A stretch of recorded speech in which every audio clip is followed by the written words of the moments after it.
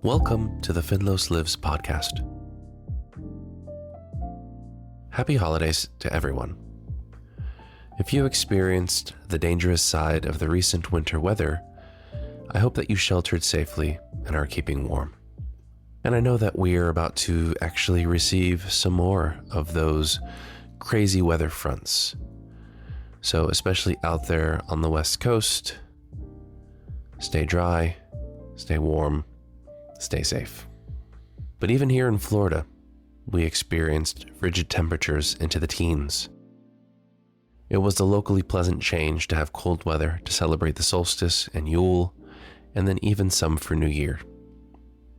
As I reflect upon these traditions and celebrations, I thought it would be interesting to share some thoughts and recent experiences with holiday magic, and more specifically, how we as parents create that magic for our children. So this episode will have something of a parenting theme. Before I go on though, I want to apologize for my stuffy nasally voice. I am recovering from a recent head cold. It's not the best way to start the new year, but we've got to start somewhere. In any case, thank you for joining me, and I look forward to our time together.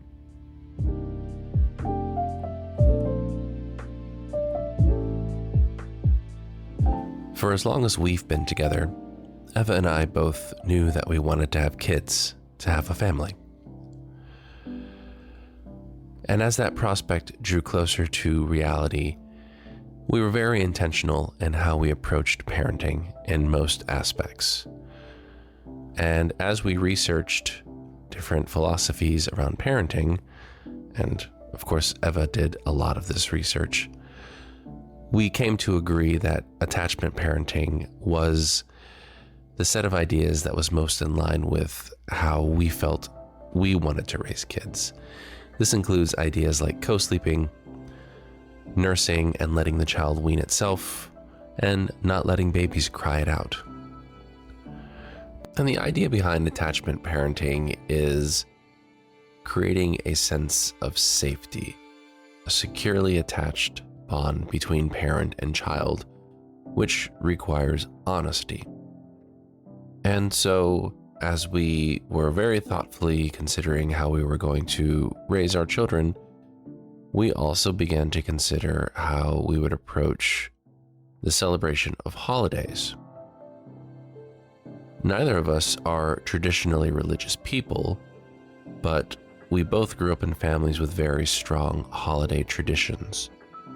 And so while we would likely not practice the religious aspects of some of these holidays, specifically the more Christian aspects, we definitely wanted to honor and respect the cultures in which we were raised, the traditions that we have become familiar with, and that we want to have our children be knowledgeable about and to respect and to honor.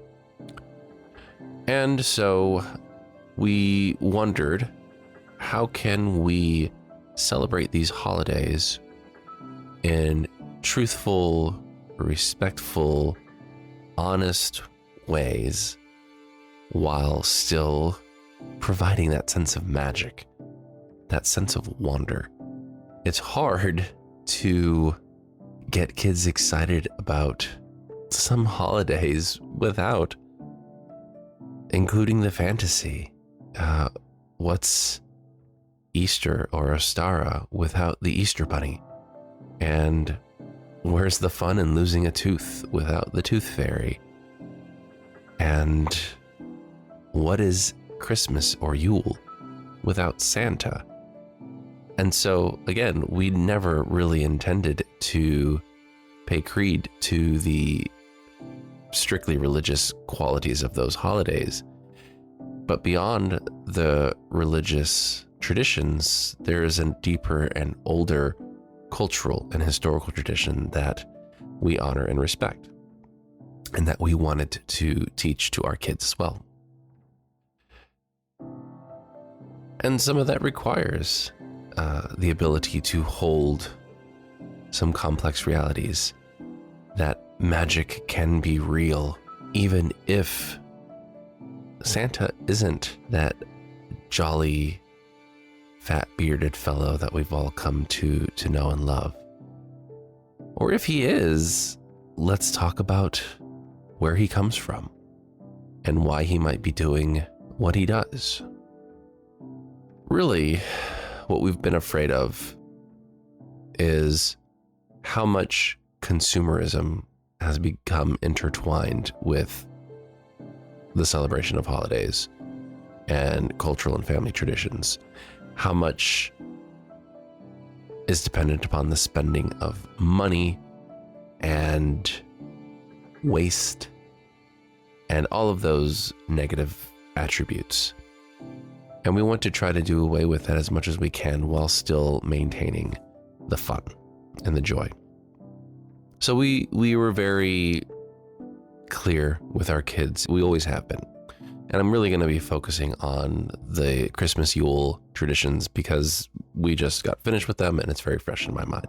But we've always been very clear that Mommy and Papi provide the gifts, that we work hard, that we save money, and that sometimes we can provide more, sometimes we can't provide as much if things are tight, etc. And that's always just been a known thing in our house.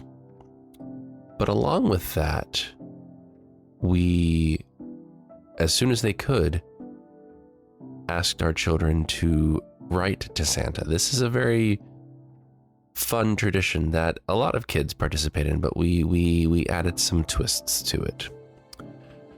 That if they are honest with Santa about things that they've accomplished throughout the year, things that they need to work on, behaviors that they're not proud of, behaviors that they are proud of, and if they're able to convey all of those sorts of reflective and introspective ideas to Santa, that Santa might be able to give you one thing that you really want. And so in our family, we have the tradition of the Santa gift. Mommy and Papi provide most of the presents, and you have to demonstrate to Santa, or you have to express to Santa what is the thing that you want from him.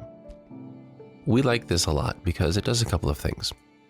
It encourages our kids to reflect on the past year, to think about how they may have grown or areas in which they still need to grow, and to do so in a way that is concrete and specific, that requires thought and patience, and they have to write it in the form of a letter.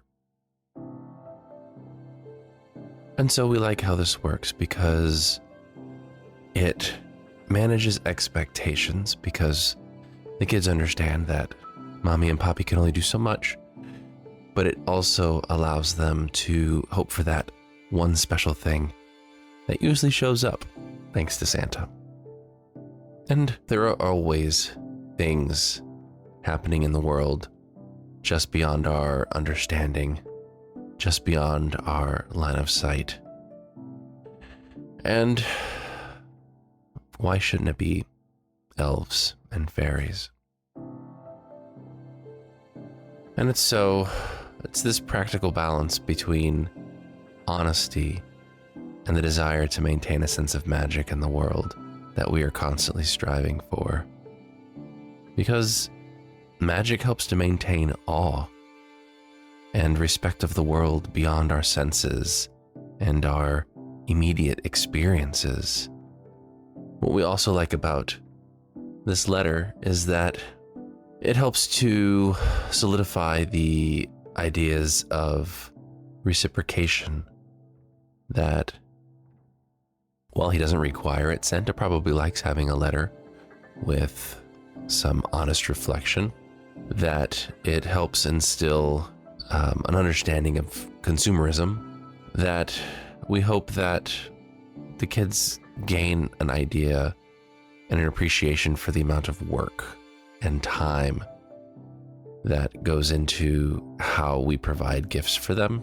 But mostly we hope that it encourages them to be thoughtful and to reflect on how they're growing.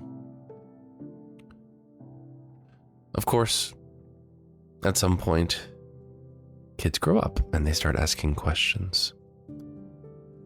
And from the time that they could talk, we have always promised them that we would be honest and give them direct answers to direct questions. And this became interesting in the past few years because of the newish tradition of the elf on the shelf. And I don't remember exactly where we got ours. I think it was a gift.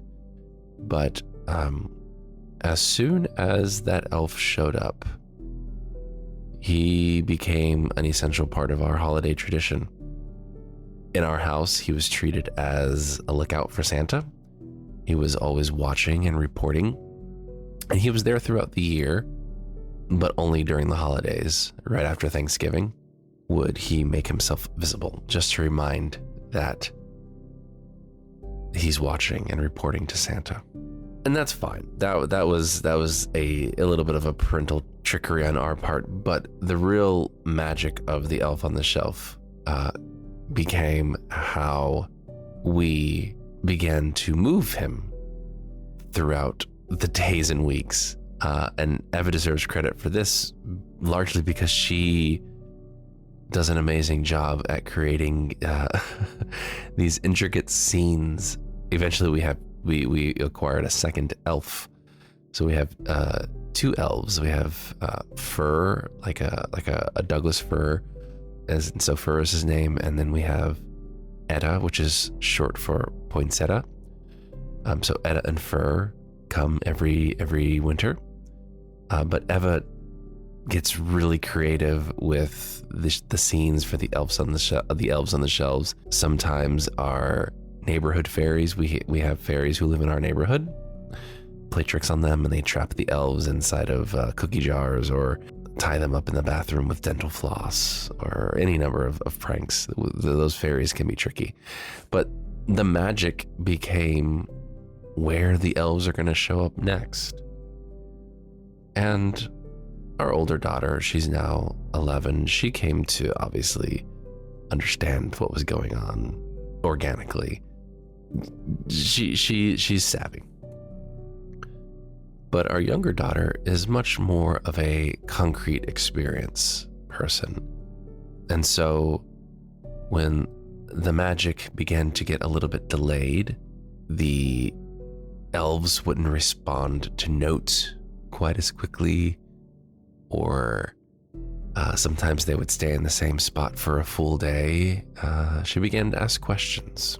And so she finally, this year, saw a YouTube video that was a mom pulling a prank on her kid with her elf on the shelf. And in our house, the tradition for the elves on the shelves, which helps to maintain the magic, is that humans can't touch them. If human skin touches the elf on the shelf, they'll lose their magic. So obviously, if we can't touch the elves, then that means they have to be moving on their own. That makes sense. But so she saw this YouTube video of a mom pranking her kid and moving the elf around, and so she came to me and she says, "Papi, I saw this video. Have you and Mommy been moving the elves?" And I knew that if she's asking a direct question, that I have to give a direct answer. But I gave her the option of not hearing. I responded with, "Do you want me to answer that question?" And so she said, "Yes, of course." And I told her that, yes, we have been the ones to move the elves. And there were immediate tears, and the sense of disillusion was just palpable. And she ran to their room and locked the door, and I can hear her crying through the door. And I knew better than to press it. But I heard her older sister comforting her, being super kind. And also, I'm just so proud of this, just honestly talking to her about the true magic being the family traditions, the magic being how Mommy and Papi are able to surprise them, how the elves just still magically seem to move. And so a few minutes later, she opened the door and she wasn't crying, she was still sad. And she asked me, "Will you keep moving the elves?"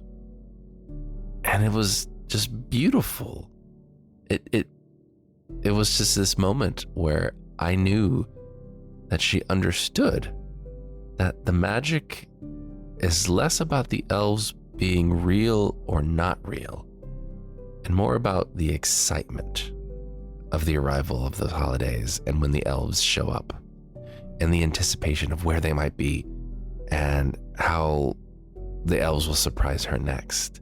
And so she said, "Yes, I want you and Mommy to keep moving the elves." And of course, a couple hours later she came and she asked the next logical question, "Is Santa real?" And again, I deflected a little bit, but I asked her a fair question. I said, "Do you want him to be real?" And she thought for a second, and she said, "I choose to believe he is real." And that was it. And I said, "Then he's real." And again, it doesn't matter whether Santa and the elves or the Tooth Fairy or the Easter Bunny or any of those things that we celebrate are real in a tangible sense in terms of out in the world. They're real because we have made them part of our tradition, and we have made them real as an experience. And it's something that they can anticipate and get excited about. And that is the magic. And I think that just thinking about how both of our kids, but especially our younger one, who like I said, is much more concrete in how she deals with the world. I think that this process is one that most kids go through in sort of an organic way. But I think I'm really satisfied with how we've been able to link it to truth in the things that we believe in, the philosophies that we hold as people in the world, that we want to do as little harm as possible, that we want to respect the environment, that we want to be truthful to our children, that we don't want to uphold these consumeristic ideas. And those are reflected in our traditions and our practices, and that is a type of magic too. And I think that if those traditions are passed down, then I think that we've done a good job. But on a more personal scale for her, the way that she was able to shift so quickly just shows how healthy her imagination is. And more importantly, I think, or equally important, is her ability to cope in the healthy sense of the word, to adjust her reality to meet the evidence of the experience. When she said, "I choose to believe in Santa," it wasn't a reversion back to an infantile fantasy of what Santa Claus is. It was a choice to continue to practice the tradition of writing the letter and telling Santa what we want, and understanding that Mommy and Papi provide the gifts, but we still have to reflect on who we are. Even our 11-year-old daughter, she knows that the Santa gift is no different than the other gifts, that we still provide it, but she still writes the letters. And I was just moved to tears this year when I read her letter, because she could have half-assed it. It could have just been a silly, childish, "Dear Santa, I want a bicycle" kind of thing. But no, it was thoughtful and carefully crafted. She discussed specific weaknesses that she has in her study habits. She talked about how she needs to grow as an individual in terms of making friends. She talked about showing kindness to her sister. And regardless of her knowledge about Santa being real or not real, the practice is real and the magic is real because she makes it real. And that choice, the ability to shift understanding to account for the reality while still holding the truthfulness of the magic, is, I think, something that I'm just really proud of that we've accomplished as parents. And so as this holiday season has continued, she chose to simply change the rules of the elf game. She knows that we're handling them and that the idea of them moving on them by themselves is no longer a thing, but the rule was now she couldn't see us moving them. They had to move on their own, or they had to seemingly move on their own. We had to always be sneaky. And so it became play. It became fun. She started moving the elves and wondering if we would find them. And it became an entirely new, different kind of magic. And then, of course, our younger daughter chose not to make me say directly that Santa isn't real. At least not in the way that most folks think of him. And that's okay, because that allows her to indulge in that fantasy a little bit longer, so she doesn't have to fully move on from that aspect of childhood quite yet. And this ability to have a balance between fantasy play and real play is actually an indication of maturity that I think many adults struggle with. It's fundamental to remaining happy and sane, to balance the experiences of life while maintaining beliefs in things that can't always be seen. Too often we fall to one side of the other, the extremes, hyper rational or hyper whatever you want to call it, hyper spiritual, hyper magical, hyper religious. You can't have too much of one or the other, because then you become stuck. Reality can't shift. You can't cope when the ground is shaking from beneath you because of new evidence that you acquire. It's a balancing act. It's truly necessary to have one foot in reality and the other in fantasy, and blend those things together. And it's not the fantasy of the imagined, it's the remembering that we can't see and understand everything. And I think that really is magic.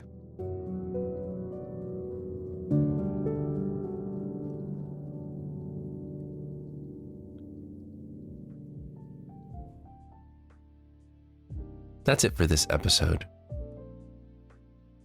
If you have questions, comments, or suggestions for future episodes, please contact me via social media, or you can email me at finloslives@gmail.com, or leave me a voice message via the SpeakPipe app at finloslives.com.